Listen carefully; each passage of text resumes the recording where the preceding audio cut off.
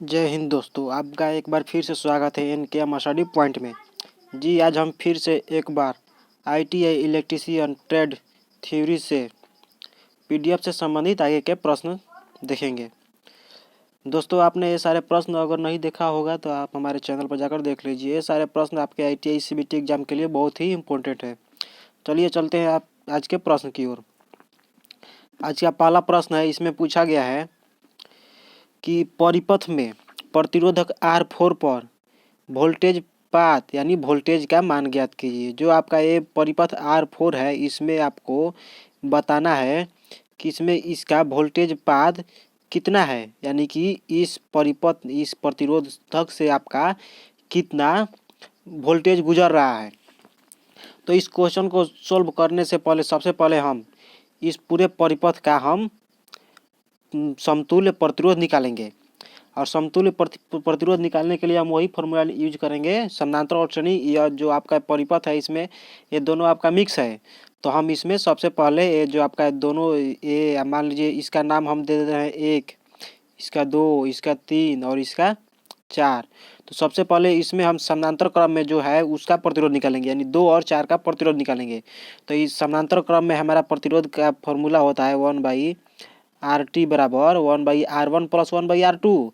तो इसमें इसका मान आपको अगर सही से दिख रहा होगा तो हम इसका मान लिख दे रहे हैं। R1 का मान 36 ओम है, R2 का मान आपका 40 है और R3 का मान 50 है और R4 का मान 50 है और R3 का मान आपका 60 है। तो वही सबसे पहले हम R2 और R4 का समतुल्य प्रतिरोध निकालेंगे। तो वही समानांतर क्रम में जो आपका समतुल्य प्रतिरोध का फॉर्मूला होता है 1/RT बराबर 1/R1 plus 1/R2 plus 1/R3 dot dot RN। तो यहीं पर हम 1/40 लिखेंगे। इसका R1 का मान है हमारा और प्लस में R2 का मान 1/60 है। अगर इसको हम एलसीएम लेंगे तो इसका एलसीएम हमारा 120 आएगा और ये हमारा 3 हो जाएगा तथा ये हमारा 2 हो जाएगा। अगर इसको हम जोड़ देते हैं तो ये हमारा हो जाएगा 5/120, यानी कि 1/RT बराबर हो जाएगा हमारा 5/120। और RT बराबर यहाँ हम लिख दे रहे हैं, RT बराबर हमारा पलट जाएगा, यानी RT बराबर जब हम RT को ऊपर में ले जाएंगे तो ये हमारा पलट जाएगा, 120/5 हो जाएगा। यानी कि हमारा जो ये कट कर आपका 24 आ जाएगा, 24 ओम। यानी कि जो आपका इसका R2 और R3 का जो समतुल्य प्रतिरोध होगा ये आपका हमारा 24 ओम हो जाएगा। चलिए हम इसी प्रकार बाकी के आगे के प्रतिरोध निकालते हैं। अगर अब यह जो हमारा R2 और R3 जो समानांतर क्रम में है, इसका हम प्रतिरोध निकाल दिए तो हमारा अगला जो होगा प्रतिरोध वो इस प्रकार से मान लीजिए अगला सीरीज हमारा ऐसा होगा। ये हमारा हो गया R1, ये मान लीजिए R2 और ये हो गया हमारा R4। ये हो गया R1, ये R2 और ये R4। इसका मान पहले से दिया हुआ है हमारा क्वेश्चन में, इसका मान 36 ओम है तथा इसका मान हमने अभी निकाला है 24 और इसका मान भी पहले से दिया है 50 तथा ये हमारा अब श्रेणी क्रम में हो गया प्रतिरोधक। तो श्रेणी क्रम में आप जानते होंगे कि श्रेणी क्रम में जो प्रतिरोधक होता है उसका समतुल्य प्रतिरोध में यानी RT बराबर हमारा फॉर्मूला होता है RT बराबर R1 plus R2 plus R3 dot dot RN। तो हम इसको जोड़ेंगे 36 प्लस 24 प्लस 50। हमारा इसका RT यानी कुल परिपथ का हमारा प्रतिरोध सब मिलाकर हमारा 110 ओम हो जाएगा। यानी कि हमारा जो ये आपका जो आप इमेज में देख रहे होंगे आकृति, यानी इस आकृति में कुल इसका प्रतिरोध हमारा हो जाएगा 110 ओम। तथा अब इसमें आपको R4 है, उसमें से पूछा है कि R4 में जो आपका वोल्टेज होगा वो कितना होगा, यानी कि R4 में आपको कुल वोल्टेज ज्ञात करना है। तो हम देखते हैं अपने यहाँ पर, यानी हम कुल आपका प्रतिरोध निकाल दिए और प्रतिरोध निकाल दिए तो अब इस परिपथ से हमारा आप जानते होंगे कि आपका जो श्रेणी क्रम होता है उसमें वोल्टेज अलग अलग होता है, लेकिन जो उसका इस श्रेणी क्रम में जो धारा प्रवाहित होता है वो सेम होता है। तो इस परिपथ का हम धारा निकालेंगे, यानी I बराबर आप जानते होंगे I बराबर फॉर्मूला होता है यानी V/R। आर, और हमारा इसमें भी आपका 220 दिया है तथा आर अभी निकाले हैं 110 ओम। तो ये हमारा आई का मान हो जाएगा आपका 2 एम्पियर। यानी कि इस परिपथ में यानी जो आपका तीनों प्रतिरोधक है, इन तीनों प्रतिरोधक से हमारा समान मान में विद्युत धारा प्रवाहित होगा तथा इसमें जो विद्युत धारा प्रवाहित होगा उनका मान 2 एम्पियर होगा। तो अब यह पूछा है कि जो आपका ये R4 है, R4 में कितना वोल्टेज ज्ञात होगा, यानी R4 में जो हमारा है कितना वोल्टेज गुजरेगा। तो आप जानते होंगे कि हमारा श्रेणी क्रम में वोल्टेज अलग अलग होता है। तो R4 में हम वोल्टेज पाथ निकालने के लिए आपका एक फॉर्मूला होता है V बराबर I इंटू आर। तो आपका हो गया यानी हम यहाँ लिख दे रहे हैं R4 में वोल्टेज, तो V बराबर हो जाएगा I इंटू आर, और आपका I का मान कितना है 2 तथा R4 का मान हमारा 50 दिया है।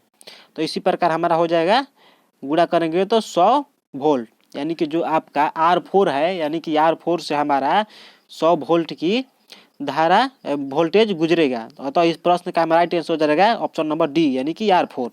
चलिए हम चलते हैं अपने आगे के प्रश्न में। इस प्रश्न में पूछा गया है कि लाइट डिपेंडिंग रेजिस्टेंस यानी लाइट डिपेंडिंग रेजिस्टेंस को हम शॉर्ट में LDR कहते हैं का प्रतिरोधक क्या होगा यदि प्रकाश की तीव्रता बढ़ा दी जाए। यानी कि जो आपका LDR होता है, यहाँ पे बगल की आकृति में देख रहे हैं, इसी प्रकार का हमारा LDR होता है, यानी कि यही हमारा LDR यानी लाइट डिपेंडिंग रेजिस्टेंस है, इसी को हम कहते हैं। तो इस क्वेश्चन में पूछा गया है कि जो आपका लाइट डिपेंडेंट रेजिस्टेंस होता है उस रेजिस्टेंस का प्रतिरोध क्या होगा अगर प्रकाश की तीव्रता बढ़ जाए। तो ऑप्शन नंबर ए दिया है कि बढ़ेगा, या ऑप्शन बी है घटेगा, या ऑप्शन डी है समान रहेगा, या ऑप्शन सी है समान रहेगा, या ऑप्शन डी है आपका अनंत हो जाएगा। तो इस प्रश्न का राइट आंसर हो जाएगा हमारा ऑप्शन नंबर बी यानी कि घटेगा। यानी कि जो आपका LDR होता है लाइट डिपेंडिंग रेजिस्टेंस, अगर उस रेजिस्टेंस पर हम प्रकाश की तीव्रता का मान बढ़ाते हैं तो उसका प्रतिरोधक घटता है तथा प्रकाश की तीव्रता के मान को घटाएंगे तो उसका प्रतिरोध बढ़ जाएगा। चलिए हम चलते हैं अपने अगले प्रश्न पर।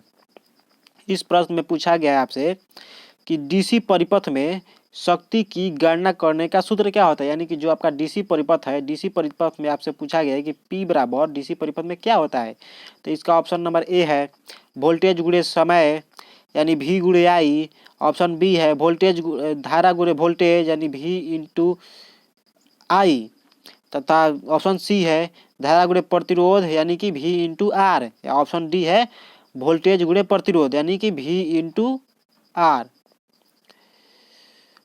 तो इस प्रश्न का राइट आंसर हो जाएगा हमारा ऑप्शन नंबर बी, यानी कि जो आपका DC परिपथ होता है, DC परिपथ में हमारा शक्ति बराबर V इंटू आई होता है।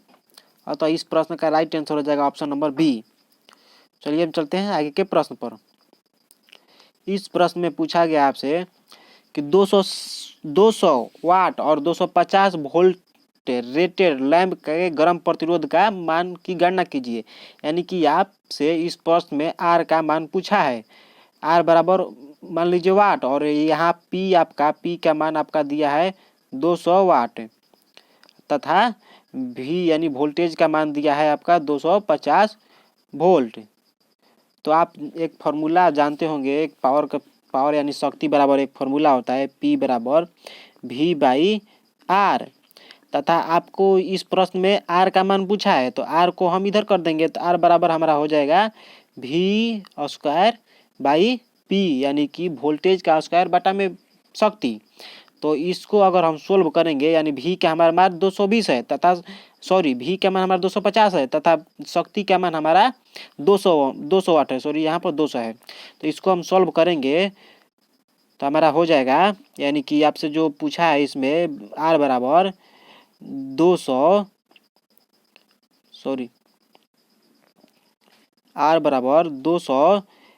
यानी V का मान हमारा 250 है, 250 गुणे 250 यानी V स्क्वायर पूछ रहा है तो V का हम 2 मान लिखेंगे तथा इसमें जो आपका R बराबर हो जाएगा V स्क्वायर बटा में P।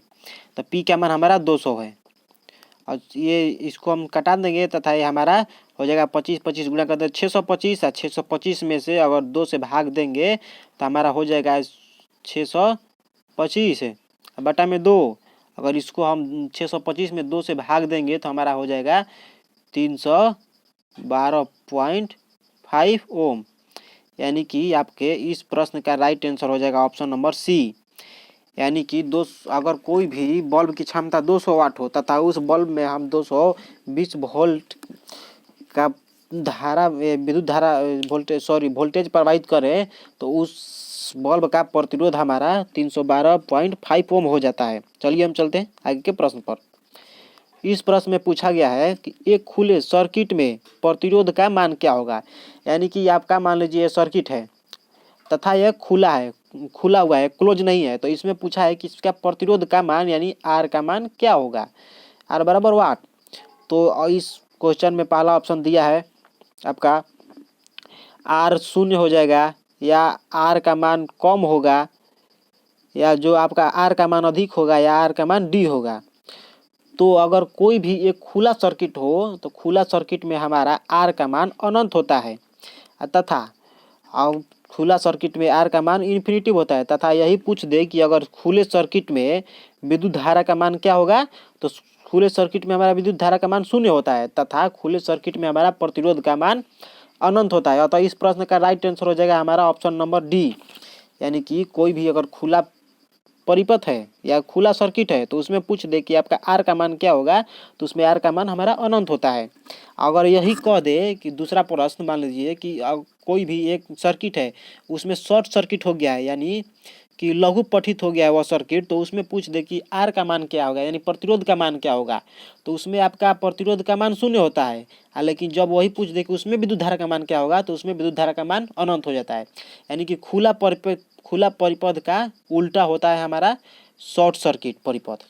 चलिए हम चलते हैं आगे के प्रश्न पर। इस प्रश्न में पूछा गया है कि समानांतर परिपथ में जुड़े हुए 50 ओम, 220 ओम, 450 ओम और 560 ओम के प्रतिरोधों में से किस प्रतिरोध में सबसे कम धारा प्रवाह होगा। मान लीजिए हमारा ये 4 ठो प्रतिरोधक है, समानांतर क्रम में इसे जुड़ा हुआ है। हम इसे जोड़ लेते हैं, ये हमारा हो गया। और तथा इसमें R1 का मान मान लीजिए इसमें 50 दिया है तथा R2 का मान हमारा 220 है और R3 450 है तथा ये हमारा R4 560 है। तो इसमें पूछा है कि किस प्रतिरोधक में पहला में मान लीजिए पहला है, ये दूसरा, ये तीसरा और ये चौथा। तो इसमें पूछा है कि किस प्रतिरोधक में सबसे कम धारा प्रवाहित होगी। तो आपको मालूम होगा कि समानांतर परिपथ जो होता है, यानी कोई भी अगर प्रतिरोध को हम समानांतर क्रम में जोड़ते हैं तो जो हमारा समानांतर क्रम होता है उसमें हमारा वोल्टेज का मान समान होता है। यानी कि समानांतर क्रम में अगर हम प्रतिरोधों को जोड़ेंगे तो उसमें वोल्टेज हमारा समान प्रवाहित होगा, लेकिन जो हमारा विद्युत धारा यानी आई होता है वो हमारा असमान प्रवाहित होता है, यानी कि सभी में अलग अलग प्रवाहित होता है। तथा आप मान लीजिए आपको मालूम होगा या नहीं मालूम हो तो बता देना कि आई बराबर हमारा फॉर्मूला होता है V बटा में R। यानी कि हमारा R का मान जितना अधिक होगा उतना I का मान कम होगा। यानी कि हमारा I व्युत्क्रमानुपाती होता है 1/R का। यानी कि R का मान बढ़ेगा तो I का मान घटेगा तथा R का मान घटेगा तो I का मान बढ़ेगा। तो इस प्रश्न में आपसे पूछा गया है कि समानांतर परिपथ में जुड़े हुए प्रतिरोधों में से किस प्रतिरोध में सबसे कम धारा प्रवाहित होगी। तो आपको इस समीकरण से पता चल गया होगा कि अगर R का मान R का मान बढ़ेगा तो हमारा I का मान घटेगा। तो इसमें सबसे अधिक जिस प्रतिरोध का सबसे अधिक मान होगा उसी में से सबसे कम धारा प्रवाहित होगा। तो इसमें देखिए कितना कितना मान दिया है। पहला में दिया है 50, ऑप्शन ए में, ऑप्शन बी में है 220, या ऑप्शन सी में है 250, या ऑप्शन डी में है 560। तो इस प्रश्न में सबसे अधिक हमारा आर का मान ऑप्शन नंबर डी है, यानी कि 560। यानी कि 560 वाला जो हमारा प्रतिरोध होगा उसी में से हमारा सबसे कम धारा प्रवाहित होगा। तथा यही पूछ दे अगर क्वेश्चन कि किस में सबसे अधिक धारा प्रवाहित होगा, तो हमारा 50 ओम वाले प्रतिरोध में से सबसे अधिक धारा प्रवाहित होगा। चलिए हम चलते हैं आगे एक प्रश्न पर। इस प्रश्न में आपसे पूछा गया है कि ताम्र चालक की विशिष्ट प्रतिरोध का मान क्या होता है। यानी कि जो आपका तांबा होता है यानी कॉपर, उसका विशिष्ट प्रतिरोध का मान क्या होता है। हम विशिष्ट प्रतिरोध उसे कहते हैं किसी भी एकांक लंबाई और एकांक अनुप्रस्थ काट क्षेत्रफल के चालक के प्रतिरोध को ही हम उसका विशिष्ट प्रतिरोध कहते हैं। तो वही इस प्रश्न में पूछा गया है कि तांबे के तार का विशिष्ट प्रतिरोध कितना होता है। ऑप्शन नंबर 1 दिया है 1.72 ओम प्रति सेंटीमीटर स्क्वायर सेंटीमीटर क्यूब, या ऑप्शन बी है 1.72 माइक्रो ओम, या ऑप्शन सी है 1.72 माइक्रो ओम प्रति सेंटीमीटर क्यूब, या ऑप्शन डी है 1.72 माइक्रो ओम प्रति मीटर। तो इस प्रश्न का मेरा राइट आंसर हो जाएगा ऑप्शन नंबर सी, यानी कि तांबे के चालक का जो आपका विशिष्ट प्रतिरोध होता है वह 1.72 माइक्रो ओम प्रति सेंटीमीटर स्क्वायर होता है। चलिए हम चलते हैं आगे के प्रश्न पर। इस प्रश्न में आपसे पूछा गया है कि चालक के प्रतिरोध के व्युत्क्रमानुपाती क्या होता है, यानी कि आपका चालक का प्रतिरोध यानी जो आप आर का व्युत्क्रमानुपाती क्या होता है, यानी कि आर जो है किसके व्युत्क्रमानुपाती होता है, यानी कि प्रतिरोध के नियम के अनुसार आर किसके व्युत्क्रमानुपाती होता है। तो इसमें ऑप्शन नंबर ए है लंबाई के, या ऑप्शन बी है प्रतिरोधकता के, या ऑप्शन सी है तापमान के, ऑप्शन डी है अनुप्रस्थ काट क्षेत्रफल के। तो इस प्रश्न का राइट आंसर हो जाएगा हमारा ऑप्शन नंबर डी, यानी कि अनुप्रस्थ काट क्षेत्रफल के। जो हमारा प्रतिरोध होता है वो अनुप्रस्थ काट क्षेत्रफल के व्युत्क्रमानुपाती होता है, 1/a के व्युत्क्रमानुपाती होता है, तथा जो हमारा आर होता है वो लंबाई के समानुपाती होता है। अगर यह प्रश्न में अगर यह पूछ देता कि चालक का प्रतिरोध किसके समानुपाती होता है, तो हमारा चालक का प्रतिरोध लंबाई के समानुपाती होता है, यानी कि हमारा किसी भी अगर चालक की लंबाई को बढ़ाएंगे तो उसका प्रतिरोध बढ़ेगा, जबकि अगर किसी भी प्रतिरोध की क्षेत्रफल को बढ़ाएंगे तो उसका प्रतिरोध घटेगा, यानी कि हम जितना मोटा तार का यूज करेंगे उस तार में से हमारा कम प्रतिरोध उत्पन्न होगा। तो अतः इस प्रश्न का राइट आंसर हो जाएगा ऑप्शन नंबर डी, यानी कि चालक के प्रतिरोध के व्युत्क्रमानुपाती हमारा अनुप्रस्थ काट क्षेत्रफल होता है। इसे हम ए से सूचित करते हैं। बस आज के लिए इतना ही प्रश्न। चलिए मिलते हैं अपने अगले वीडियो में, तब तक के लिए धन्यवाद।